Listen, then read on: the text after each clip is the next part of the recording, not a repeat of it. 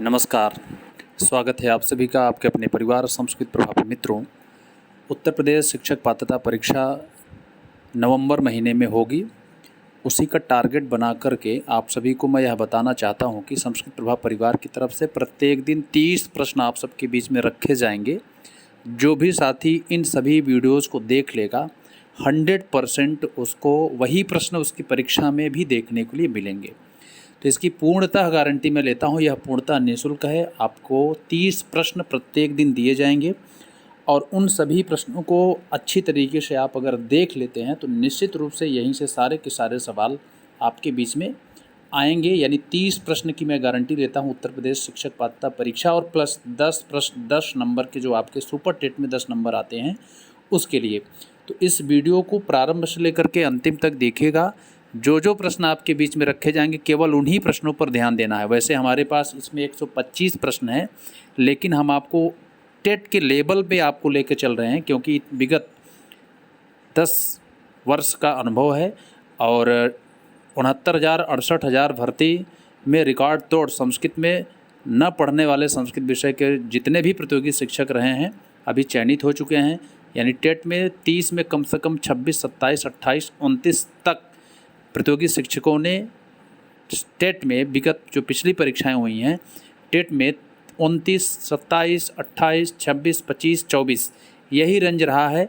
और उसका मात्र एक कारण था कि जो प्रश्न हम सॉल्व करवाते थे उन्हीं प्रश्नों को अगर वो सॉल्व कर लेते थे तो निश्चित रूप से वही प्रश्न परीक्षा में टकरा गए थे। तो इस वीडियो में आप सभी को लाभ मिलेगा, आप लोग देख सकते हैं। और चलिए, नाट्य शास्त्र एक पहला से देखिए। सवाल तो बहुत हैं लेकिन आपको सब पे ध्यान नहीं देना है। यहाँ से देख लीजिए, प्रश्न तो बहुत है लेकिन आपको सब पे ध्यान नहीं देना है। बस जितना मैं कहूँगा उतना करिए। टेट लेवल पर नाट्य शास्त्र किसकी रचना है? तो यह आचार्य भरत मुनि की रचना है। इस पर भी हम डिस्क्रिप्शन और इसकी व्याख्या मैं कर देता हूँ कि नाट्य शास्त्र में 36 अध्याय हैं। कितने अध्याय हैं? 36 अध्याय हैं। यह नाट्य शास्त्र जो है, नाटक क्या होता है, रस क्या होता है, इन सभी बिंदुओं पर रंगमंच क्या होता है, नायक के कितने भेद होते हैं, इन यानी काव्य शास्त्रीय ग्रंथ है। इसमें 36 अध्याय हैं नाट्य शास्त्र में और आचार्य भरत मुनि की रचना है। अगला इसी पे एक सवाल बनेगा कि पंचम वेद किसे कहा गया है। देखिए, अभी एक ही प्रश्न सॉल्व करा रहे हैं आप, ये मान के चलिए ये सारे के सारे प्रश्न आपके टेट में आने वाले हैं। पंचम वेद किसे कहा जाता है? तो नाट्य शास्त्र को कहा जाता है। ठीक है। और एक लाइन इसको भी आप ध्यान दे देंगे क्योंकि कभी कभी पूछा जाता, न तज्ज्ञानम न तच्छिल्पम न सा विद्या न सा कला। यह उक्ति किस ग्रंथ से? तो नाट्य शास्त्र से। इसका जवाब बी होगा। इसको आप नोट कर लेंगे, न तज्ज्ञानम न तच्छिल्पम न सा विद्या न सा कला। देखिए, तो यहाँ पर आप देख सकते हैं न तत् ज्ञानम न तत्, यहाँ शिल्पम है, शिल्पम संधि हो गई है। तो आपको यही ध्यान देना है कि इसका उत्तर होगा यानी कि नाट्य शास्त्र। बहुत इंपॉर्टेंट प्रश्न आप सबके बीच में रख रहा हूँ। देखिए, यह भी बहुत इंपॉर्टेंट है आपकी टेट की परीक्षा की दृष्टि से। संस्कृत के साहित्य यानी संस्कृत साहित्य शास्त्रियों ने काव्य को कितने भागों में विभक्त किया है? देखिए, काव्य के मुख्य 2 भेद हैं, आप सभी लोग जानते रहिएगा। एक तो दृश्य काव्य, दूसरा श्रव्य काव्य। तो आपको ये बहुत इंपॉर्टेंट सवाल है टेट की दृष्टि से कि काव्य के कितने भेद मुख्य रूप से हैं। तो 2 हैं, अर्थात वो कौन कौन से? एक तो दृश्य है और दूसरा है श्रव्य। आपको ये सवाल कहीं नहीं मिलेंगे, इसलिए बार बार मैं कह रहा हूँ कि आप लोग इसको अच्छी तरीके से सारे के सारे सवाल देखते जाइए। रूपक के कितने भेद होते हैं? देखिए, रूपक के कितने भेद होते हैं? रूपक के 10 भेद होते हैं। अगर यही एक सवाल और बनता है, रूपक के अलावा उपरूपक भी होते हैं। यानी अगर रूपक का भेद जाने, अगर काव्य के 2 भेद होते हैं, मान लीजिए पहले काव्य के 2 भेद करते हैं। ऐसे काव्य के 2 भेद, एक तो श्रव्य काव्य हो गया और एक दृश्य काव्य हो गया। तो इसी दृश्य काव्य में रूपक और उपरूपक आते हैं, यानी जिसको हम देखते हैं उसको दृश्य काव्य कहते हैं। वही रूपक के ही भेद में आते हैं नाटक, प्रकरण, भाण इत्यादि। यानी कि 10 भेद होते हैं रूपक के, ये आपसे पूछा जाएगा। और आप सभी लोग जानते हैं कि 10 रुपये की कीमत, 10 रूप है ना, 10 रूप लिए थे भगवान विष्णु लिए थे। यानी रूपक के कितने भेद होते हैं? आप 10 होते हैं। उपरूपक के कितने भेद होते हैं? 18 होते हैं। ठीक है। उपरूपक कितने होते हैं? 18। जैसे आप यहाँ पकड़ लेंगे उपरूपक के कितने भेद होते हैं? उपरूपक, तो उपरूपक में यहाँ देख रहे हैं 18, ऐसे करेंगे। अब आप यहाँ 1 लगा देंगे। उपरूपक के कितने भेद होते हैं? यानी 18। वहीं नोट कर लेंगे। शायद अब 10 रूप धारण किए थे दशावतार भगवान विष्णु, यानी रूपक के 10 भेद होते हैं। ये आपके लिए ट्रिक है और इसको आपके लिए यही इम्पॉर्टेंट है। ये सवाल आपकी परीक्षाओं में आएंगे, 100% आएंगे। तो अभी आपसे 4 प्रश्न हमने चर्चा किया। अब आइए देखते हैं साहित्य दर्पण किसकी रचना है। देखिए, जो इसमें बहुत सवाल मैं लेके आऊँगा, लेकिन आपको टोटल मैं वही प्रश्न रखूँगा जो आपकी परीक्षाओं में वही प्रश्न छपने वाले हैं।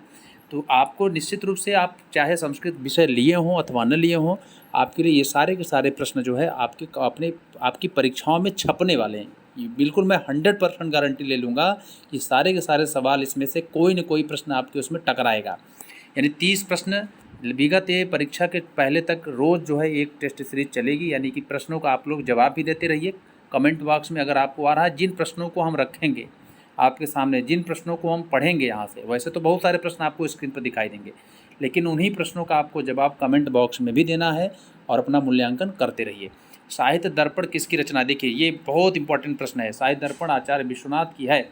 देखिए, साहित्य दर्पण, दर्पण जो होता है शीशा होता है, दर्पण मतलब शीशा होता है, साहित्य का दर्पण है, यानी साहित्य दर्पण विश्वनाथ की है। ठीक है, तो आप देखिए, आप पूरा विश्व जो है दर्पण की तरह है ना, दर्पण की तरह नाथा हुआ है, ऐसा आप देखेंगे। तो साहित्य दर्पण किसकी रचना है, विश्वनाथ की है। ठीक है, नोट कर लेंगे, साहित्य दर्पण किसकी रचना है, विश्वनाथ की। बहुत इंपॉर्टेंट प्रश्न है। काव्यों में सबसे ज़्यादा रमणीय कौन होता है, ये भी सवाल टेट के लिए है।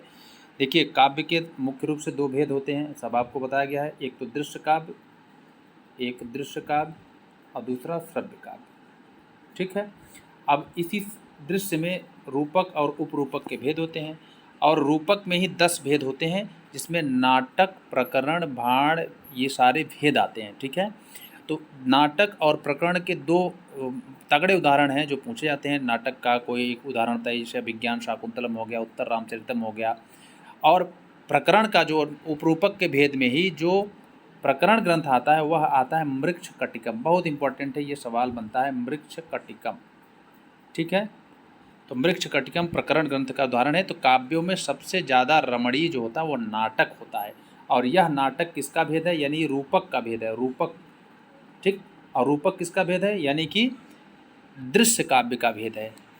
काव्य के मुख्य 2 भेद होते हैं, एक तो दृश्य काव्य, एक श्रव्य काव्य। जिसको हम सुनते हैं वह श्रव्य काव्य है, जिसको हम आँख से देखते हैं वह दृश्य काव्य होता है। नाटक का मंचन होता है, आप बैठ कर देखते हैं, जिसको नौटंकी बोलते हैं। आप देखे होंगे नौटंकी। 10 रूपक किसकी रचना, यह भी बहुत बहुत इंपॉर्टेंट है, धनंजय की। तो 10 रुपया अंजय करिए, यानी धन, धन का अंजय, धन 10 क्या है, धन है, यानी 10 धनंजय। 10 रूपक किसकी रचना है, धनंजय की। बहुत इंपॉर्टेंट है। अवस्थानुकृति नाट्यम रूपकम तत्समारोपात किस ग्रंथ से है, ये भी जो है 10 रूपक में दिया गया है। आचार्य धनंजय ने ये रूपक का इन्होंने क्या दिया है, अवस्था अनुकृति नाट्यम रूपकम तत्समारोपात। अवस्था अनुकृति को नाटक कहते हैं और उसको आरोपण को रूपक कहते हैं। ठीक है, तो यहाँ कुल मिलाकर के ये नाटक का और रूपक की परिभाषा दी गई है 10 रूपक में, यानी 10 रूपक।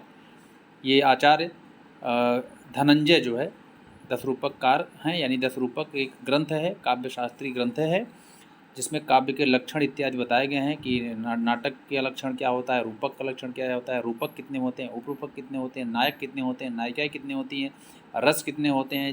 ये सारे वर्णन, ये सारे के सारे वर्णन इसमें है। देखिए, तुरंत प्रश्न आपका रिपीट हो गया, नाट्यशास्त्र में कितने अध्याय हैं, तो 36 अध्याय हैं। इसको आप अच्छी तरीके से देखते रहिए।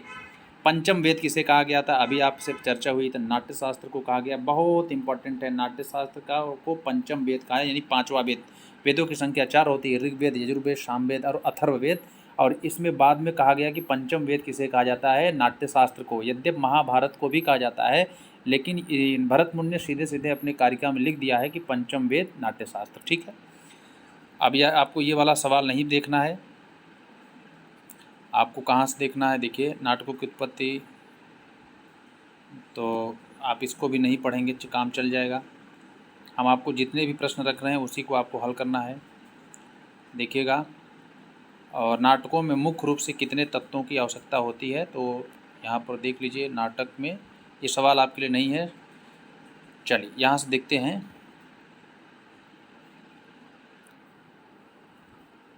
यहाँ से देख लीजिए, संवाद की उत्पत्ति। देखिए, कुछ न कुछ नाटक से लिया है, यानी नाटकों की उत्पत्ति हुई है तो वेदों से कुछ न कुछ लिया गया है। तो ऋग्वेद से संवाद लिया गया, क्योंकि ऋग्वेद में संवाद सूक्त आते हैं, जैसे शर्मा पड़ी संवाद सूक्त, नदी विश्वामित्र संवाद सूक्त, यम यमी संवाद सूक्त। तो वेदों में पाए जाते हैं कुछ संवाद, यानी कि शास्त्रार्थ हुआ है, बातें हुई हैं, चर्चा पर चर्चा हुई। तो ऋग्वेद से संवाद की उत्पत्ति यानी कि डायलॉग लिया गया, जिसको हम लोग नाटक में उसका प्रयोग करते हैं। अभिनय किसके लिया गया? देखिए, ऋग्वेद से संवाद लिया गया है, आपको मैंने बता दिया। ऋग्वेद ऐसा वेद है जिसमें संवाद सूक्त आते हैं, इसलिए इसमें संवाद लिया गया है। ठीक, एक बहुत तगड़ा सवाल है। अभिनय किससे लिया गया? जो अभिनय कला जो करते हैं, नाटक करते हैं, तो अभिनय में देखिए अभिनय यजुर्वेद से। ठीक है, अभिनय किससे लिया गया? यजुर्वेद से। ऐसे लिखेंगे अभिनय, यहाँ उल्टा हो गया है, तो लास्ट में यह आ रहा है, यह से यजुर्वेद। अभिनय किससे लिया गया है? यजुर्वेद से। संगीत की उत्पत्ति किस वेद से मानी गई है? संगीत के लिए सामवेद आप सभी लोग जानते हैं, सामवेद सबसे प्रसिद्ध है। ये केवल टेट के लिए मैं चर्चा कर रहा हूँ। रस की उत्पत्ति, तो रस यानी कि आपका अथर्ववेद से। तो अथर्ववेद का क्या ट्रिक है? अथर्ववेद कभी कभी देखिए जो वह पे र उड़ा है उसको यहाँ लाएंगे तो आएगा अर्थ। अर्थ का मतलब होता है यानी कि पृथ्वी इन इंग्लिश, और पृथ्वी में सभी यानी कि रस उत्पन्न होते हैं, या यूँ कहें कि गन्ने का रस उत्पन्न होता है, गन्ना होता है, ईख होता है, तो उससे रस निकलता है। ऐसा आप ट्रिक बिठा लेंगे, क्योंकि आपको केवल यही याद करना है कि नाटक में से जो 4 तत्व पाए जाते हैं। देखिए, नाटकों में 4 मुख्य तत्व हैं, जिसको आप अभी हमने देखा। यहाँ पर एक सवाल पूछा भी था, नाटकों के 4 तत्व कौन कौन से हैं? यानी कि संवाद हो गया, डायलॉग जिसको बोलते हैं, अभिनय हो गया जिसमें नाच गाना होता है, और फिर उसके बाद ये गीत हो गया, संगीत हो गया, और फिर रस होता है। उसमें जो रस आप 9 रस जानते हैं, रसों की संख्या होती है 9 रस रुचिरा, और नाटक में केवल 8 ही रस पाए जाते हैं। ये सवाल कभी कभी पूछा जाता है, नाटक में कितने रस पाए जाते हैं? 8। कौन सा रस नहीं पाया जाता है? शांत रस। ठीक है, बहुत इंपॉर्टेंट है। 9 रस वैसे माने जाते हैं, लेकिन नाटक में केवल और केवल 8 रस होते हैं। शांत रस को नहीं माना जाता। शांत रस का मंचन नहीं होता है, नाटक नहीं होता, नौटंकी नहीं होती। नाट्यवेद की सृष्टि किस देवता ने किया था? ये बहुत इंपॉर्टेंट है, यानी ब्रह्मा ने। ठीक है, आचार्य भरत मुनि ब्रह्मा के पास गए थे। नाट्यवेद यानी नाट्यशास्त्र की उत्पत्ति ब्रह्मा से हुई है। वेदत्रयी में कौन सा? देखिए, वेदत्रयी इंपॉर्टेंट है, ये सवाल पूछा जाएगा। ऋग्वेद, यजुर्वेद और सामवेद तो आते हैं वेदत्रयी में। कौन सा वेद परिगणित नहीं होता है? वह अथर्ववेद।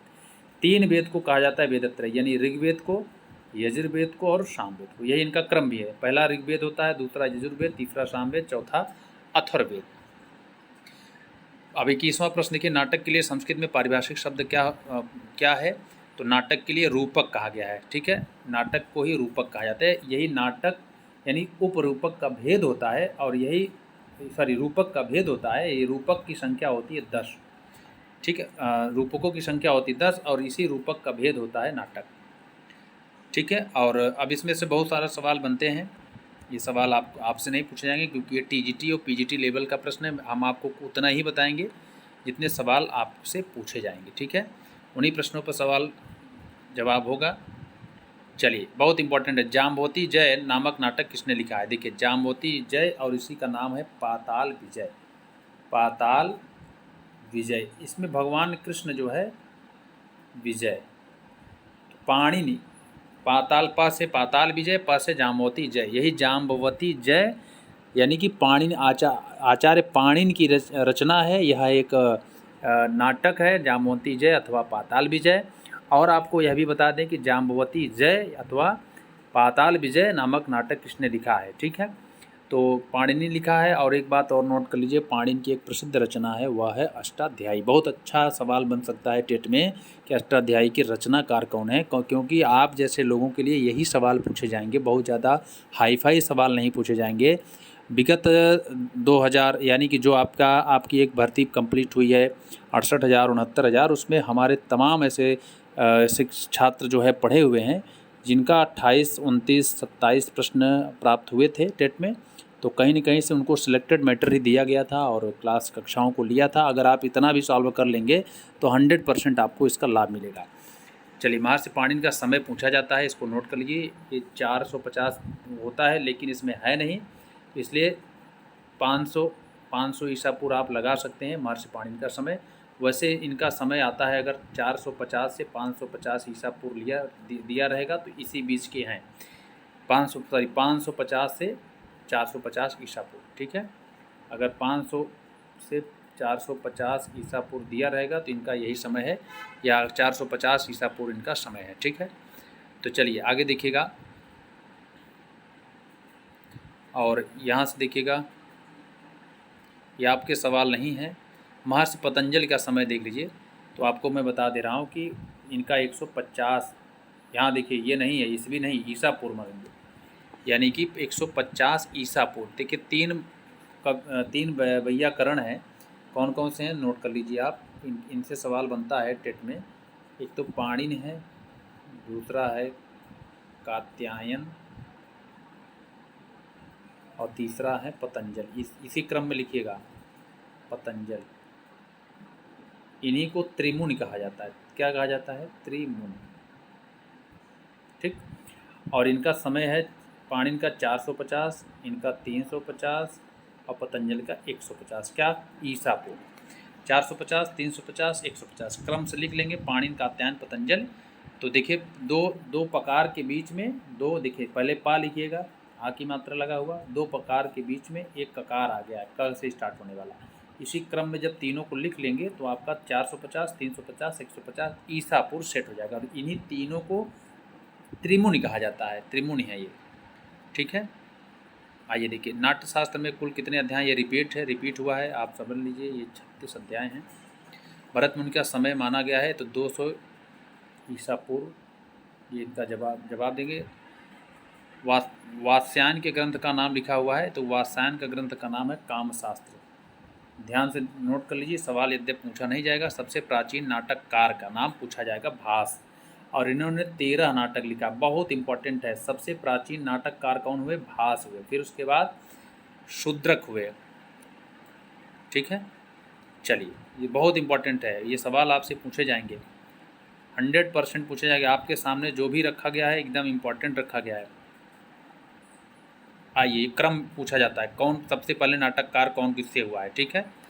देखिए, सबसे पहले भास हुए, 13 नाटक, इसलिए यही जवाब होगा। फिर शूद्रक हुए, फिर कालिदास हुए, फिर अश्वघोष हुए, फिर भवभूत हुए। ये सभी नाटककार हैं। भास के 13 नाटक हैं। शूद्रक का मृक्ष कटिकम है, जो कि प्रकरण ग्रंथ है, यानी कि उपरूपक का ही भेद, रूपक के भेद में आता है प्रकरण।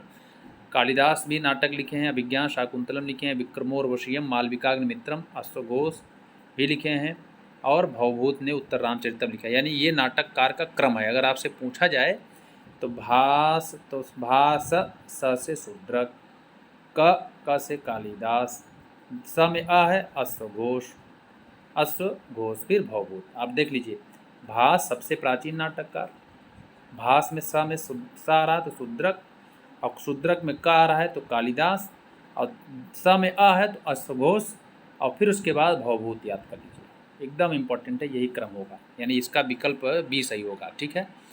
10 रूपक किसकी रचना है? देखिए, अभी बार बार रिपीट हो रहा है, इसका मतलब है कि प्रश्न आने वाला है धनंजय की। 10 रुपये का धन अंजय करो, तो 10 रूपक 10 रुपये, ठीक है। वस्तु नेता रसस्तेषां भेदकः श्लोकांश किस ग्रंथ से है? देखिए, इसमें वस्तु मतलब होता है कथा वस्तु, नेता मतलब नायक, रस मतलब रस, जो 9 रस होते हैं ना। ये तेषां भेदकः, तो ये 10 रूपक में आया हुआ है। ये 10 रूपककार धनंजय ने बताया है। वस्तु नेता रसस्तेषां भेदकः, नाटक के भेदक तत्व हैं, यानी वस्तु, नाटक में मुख्य तत्व क्या है? कथा वस्तु, नेता नायक होता है, और रस होते हैं, ठीक है। चलिए देखिए, पूछा है, इसमें आपके सवाल नहीं है, आप जो आपसे पूछा जाएगा यही है, वस्तु या कथा वस्तु के कितने मुख्य भेद होते हैं? तो 2 भेद होते हैं, एक तो दृश्य और एक श्रव्य हो जाता है, ठीक है। वह कथा जो मुख्य कथा है उसे कहते हैं आधिकारिक कथा, इसी को कहते हैं, जो मुख्य कथा होती है उसको आधिकारिक कथा कहते हैं। रामायण में रामचंद्र की कथा किस प्रकार की? बहुत इंपॉर्टेंट है, आधिकारिक। ये जो कहानी लगातार प्रारंभ से लेकर के अंतिम तक चले उसको मूल कथा कहते हैं, उसी को आधिकारिक कथा कहते हैं। रामायण में राम की कहानी जन्म लेने से लेकर के और लंका विजय तक, और फिर पुनः आना घर पे, अपने अयोध्या आना, राज्याभिषेक इत्यादि होना, ये सारी कहानी इतनी लंबी चली है, इसी को आधिकारिक कथा कहते हैं। अधिकार है उसका। आधिकारिक और प्रासंगिक किसके भेद हैं? तो कथा वस्तु के भेद हैं, ठीक है। वह कथा जो गौड़ रूप से मुख्य कथा का अंग हो उसे कहते हैं, यानी कि प्रासंगिक कथा कहते हैं। ये प्रसंग में जैसे जो मुख्य कथा के साथ साथ चलती है, जैसे वहाँ पर सुग्रीव की कथा हो गई, जटायु की कथा हो गई, ठीक है। तो ये छोटी छोटी जो कहानियाँ चलती हैं उसी को कहते हैं, यानी सुग्रीव की कथा चलती है प्रारंभ से लेकर के अंतिम तक, ठीक है। वह कथा जो नाटक में दूर तक चले उसे क्या कहते हैं? पताका कहते हैं। प्रासंगिक कथा, देखिए ये सब सवाल आपसे नहीं पूछे जाएंगे, ये सवाल पूछा जा सकता है, रामायण में सुग्रीव की कथा किसका उदाहरण है? ठीक है, तो ये किसका उदाहरण है आप बताइए जल्दी से कमेंट बॉक्स में भी। तो रामायण में सुग्रीव की कथा होगी जो वो कैसी कहानी है, ठीक, इसको आपके कमेंट बॉक्स में लिखना है और आप लोग जवाब देंगे। यद्यपि ये सवाल आपके हिसाब बहुत टाइट है, आपसे नहीं पूछा जाएगा, लेकिन आप लोग जवाब दीजिए। छोटे छोटे कथानकों को क्या कहते हैं? ये सवाल आपसे नहीं पूछा जाएगा। आइए देखते हैं हम लोग। अभिज्ञान शाकुंतलम की कथा किस प्रकार की है? तो ये प्रख्यात है, ये प्रख्यात है क्योंकि अभिज्ञान शाकुंतलम में शकुंतला और दुष्यंत इतिहास प्रसिद्ध हैं, नायक नायिका, इसलिए यह प्रख्यात कथा में आती है, ठीक है। चलिए, अर्थ प्रकृतियाँ कितनी होती है पूछा जा सकता है टेट में। 5 होती हैं अर्थ प्रकृतियाँ, 5 होती हैं, ठीक है। अर्थ प्रकृति को देखेंगे तो अर्थ प्रकृति लिखेंगे तो 1 2 3 4 5, यानी अर्थ प्रकृति होती हैं 5, ठीक है। चलिए, ये आपके सवाल नहीं हैं, आपसे जितने सवाल पूछे जाएंगे टेट में उन सभी सवालों को मैं रखूँगा यहाँ पर। चलिए आइए देखते हैं हम लोग।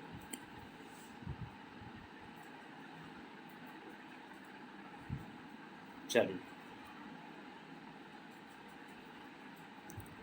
ये सवाल आपसे पूछा जाएगा, यहाँ वाला। 5 अवस्थाएं भी होती हैं ना, पंच अवस्थाएं कौन कौन से हैं? तो आरंभ यानी प्रारंभ, यत्न, प्रत्याशा, नियताप्ति, फलागम, यही क्रम है। आरंभ, आप किसी कार्य के लिए जो है कोई कार्य प्रारंभ करते हैं जिसको हम आरंभ या प्रारंभ कहते हैं। यत्न, उस कार्य के लिए आप यत्न करते हैं। प्राप्त्याशा मतलब जिस कार्य के लिए आप लगे हुए हैं वह मिलेगा कि नहीं मिलेगा, वह आपको की स्थिति होती है। एक समय आता है आपकी तैयारी अच्छी हो जाती है तो नियत आपति हो जाती है, यानी वह प्राप्त हो सकेगी और अंतिम में उस फल की प्राप्त होती है, इसलिए उसको फलागम कहते हैं। यह है कार्य 5 अवस्थाएँ। 5 अवस्थाएँ होती हैं, 5 अर्थ प्रकृतियाँ होती हैं, 5 संधियाँ होती हैं ये नाटक में, ठीक है। साहित्य दर्पण में कितने परिच्छेद हैं? एक सवाल पूछा जाता है, इसमें 10 परिच्छेद हैं। और ये भी पूछा जाए कि साहित्य दर्पण किसमें विभक्त है? तो वह जो है किसमें विभक्त है? यानी कि परिच्छेदों में विभक्त है। ये दिमाग में रखें। कैसे? दर्पण अगर गिरता है तो वह परिच्छेद मतलब टूट जाता है, छेद हो जाता है। तो दिमाग में रखिएगा, साहित्य दर्पण किसकी रचना है? यानी कि आचार्य विश्वनाथ की है। और किसमें विभक्त है? परिच्छेद में 10 टुकड़ों में विभक्त हो जाता है, यानी 10 परिच्छेद हैं, ठीक है। ये आपके लिए ट्रिक है। संधियाँ कितनी होती हैं? देखिए 5 संधियाँ होती हैं, ठीक है। तो जो प्रश्न आपसे पूछे जाएंगे, देखिए संधियों के नाम लिखा हुआ याद कर लीजिए आप। तो मुख, प्रतिमुख, फिर होगा निर्वहण, ये नहीं होगा, देखिए यहाँ से ये वाला होगा मुख, फिर प्रतिमुख, फिर गर्भ, फिर विमर्श, फिर उपसंहृत। विमर्श का ही अन्य नाम है अवमर्श। अवमर्श, ये संधियों का प्रयोग नाटक में होता है, ठीक है। उपसंहृत का ही, चलिए उपसंहृत हो गया। ये 5 संधियों का नाम है, याद कर लीजिएगा, ठीक है। जो आपसे पूछा जाएगा उसी को प्रश्न मैं आपके बीच में रख रहा हूँ। चलिए, अर्थोपक्षेपक कितने होते हैं ये सवाल बनेगा। अर्थोपक्षेपक भी होते हैं 5 होते हैं। कौन कौन से होते हैं इसको आप नोट कर लीजिएगा। अर्थोपक्षेपक, एक तो विस्कंभक होता है, एक प्रवेशक होता है, एक चूलिका होता है, एक अंकावतार, एक अंकास्य, नोट कर लीजिए आप।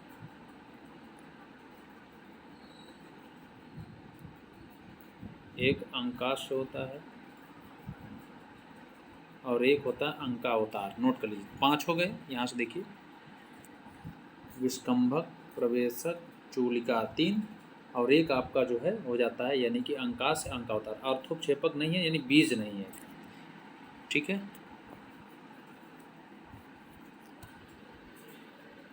चलिए, ये सब आपसे सवाल नहीं पूछे जाएंगे, बहुत कठिन है और आप इसमें बहुत कम ही ध्यान दें, क्योंकि आपके लिए केवल इम्पोर्टेंट सवाल रखे जाएंगे यहाँ से। तो यहाँ से देखिए सवाल,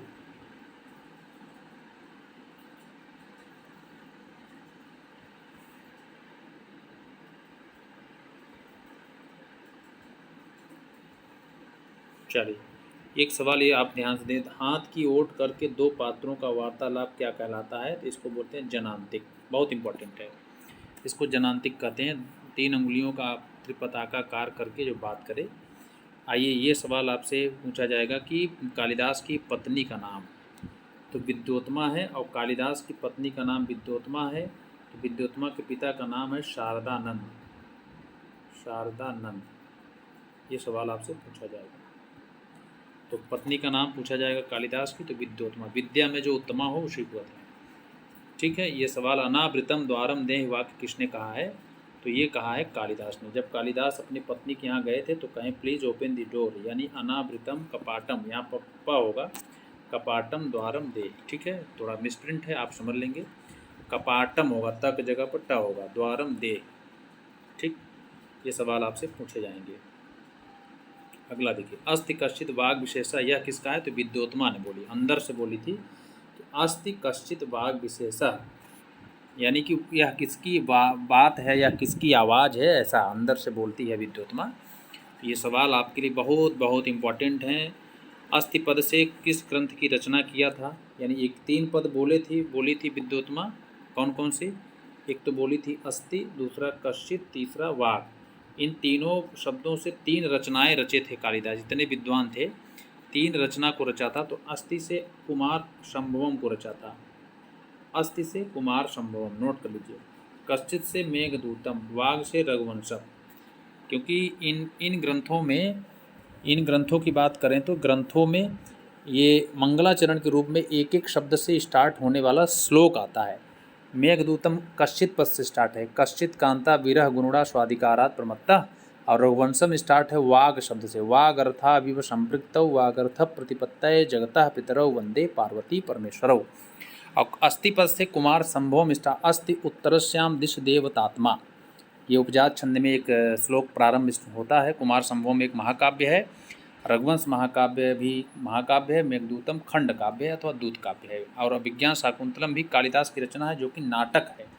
ये रचनाओं से भी पूछ लिया जाता है कि ये किसकी रचनाएं हैं। बस यही है, वह कालिदास का संबंध किस राजा से है ये इम्पोर्टेंट है, पूछा जाता है।